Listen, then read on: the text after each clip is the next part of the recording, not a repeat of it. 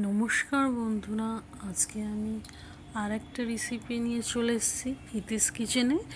তো ইতিস কিচেনে আপনাদের সবাইকে ওয়েলকাম। আজকে আমি করছি আলু পোস্ত, যেটা বাঙালিদের একটা ইমোশন বলতে পারেন।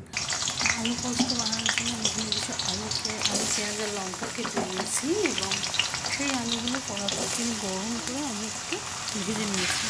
আলু পেঁয়াজ একসাথে দিয়ে দেবেন। ভাজা হয়ে গেলে আমি কাঁচা লঙ্কা দিয়েছি, আপনারা আপনাদের স্বাদ মতো লঙ্কা দেবেন। এরপর পেঁয়াজ তখন আর আলু পোস্তের মতো ইজি রেসিপি আমি বাঙালিদের জন্য। তো এরপর একটু ভাজা হয়ে যাওয়ার পর নুন হলুদ অ্যাড করেছি।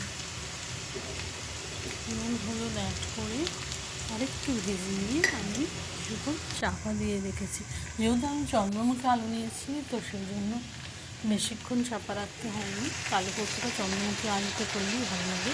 তারপর আমি পোস্ত আলু থেকে বেটে রেখেছিলাম, সেটা অ্যাড করলাম এবং আবার কিছুক্ষণ নেড়ে আর একটু ফুটিয়ে বানিয়ে ফেলেছি আলু পোস্ত।